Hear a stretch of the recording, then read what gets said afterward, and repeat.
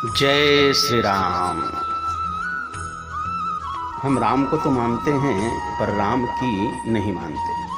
हम कृष्ण को तो मानते हैं पर कृष्ण की नहीं मानते। राम जैसे मर्यादा सिखा के गए हैं वैसा जीवन बिताओ, और कृष्ण जैसे गीता में उपदेश दिए हैं वैसा जीवन बिताओ। पर हम राम की मर्यादा अपने जीवन में अपनाना नहीं चाहते।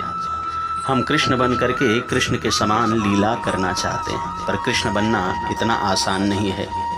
राम का जीवन जो है मर्यादित है। राम तुम्हारी महिमा किसी सागर से कम नहीं।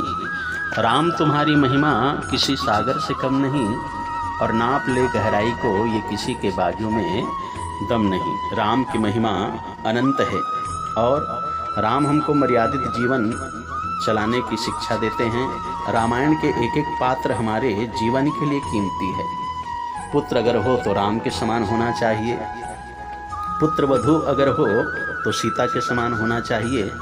पिता अगर हो तो दशरथ के समान होना चाहिए। भाई अगर हो तो लक्ष्मण भरत शत्रुघ्न के समान होना चाहिए। सेवक अगर हो तो हनुमान के समान होना चाहिए, और मित्र अगर हो तो सुग्रीव के समान होना चाहिए। रामायण के एक एक पात्र हमको जीवन चलाने की शिक्षा देते हैं। इसलिए कहा गया है गीता योग का ग्रंथ है, भागवत वियोग का ग्रंथ है, और रामायण जो है प्रयोग का ग्रंथ है। रामायण के जितने पात्र हैं उनके जीवन से शिक्षा लेकर के हमको अपने जीवन को संवारने का प्रयास करना चाहिए। रामायण के एक एक शिक्षा को जीवन में धारण करने का हमको प्रयास करना चाहिए। भगवान राम संसार में राम नवमी के दिन प्रकट होते हैं, और नवमी की संख्या को ब्रह्मांक माना गया है। 9 के पहाड़ा को जितनी बार पढ़ोगे तो 9 का अंक ही आपको प्राप्त होगा। 9 जो है पूर्णांक है, 9 जो है ब्रह्मांक है। ऐसे नवमी तिथि के दिन भगवान का आगमन होता है। देखो, भगवान प्रकट भी हुए, भगवान का जन्म भी हुआ, और भगवान का अवतार भी हुआ। भगवान का अवतार किसके लिए हुआ?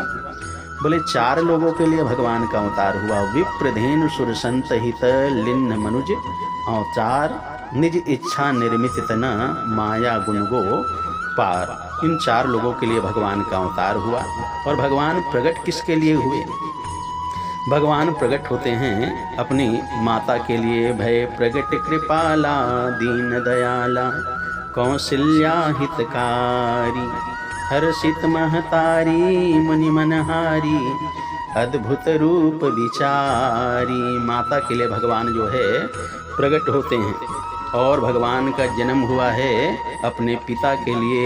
दशरथ पुत्र जन्म सुनि काना, दशरथ पुत्र जन्म सुनि काना, मानेउ ब्रह्मानंद समाना, मानेउ ब्रह्मानंद समाना, दशरथ पुत्र जन्म सुनि काना, दशरथ पुत्र जन्म सुनि काना।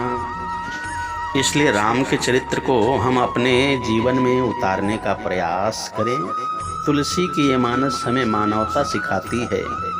तुलसी की ये मानस हमें मानवता सिखाती है। भटके हुए मानव को ये राह दिखाती है। राम नाम रस का ये प्याला पिलाती है, और पापियों को भव पार करके गंगा कहाती है। पापियों को भव पार करके गंगा कहाती है। राम का चरित्र हमको जीवन में अवश्य अपनाना चाहिए, ताकि हमारे जीवन का कल्याण हो, हम अपने जीवन को अच्छे से चला सकें, और अपने जीवन में परमात्मा का ध्यान करते हुए परम गति प्राप्त करने का प्रयास कर सकें।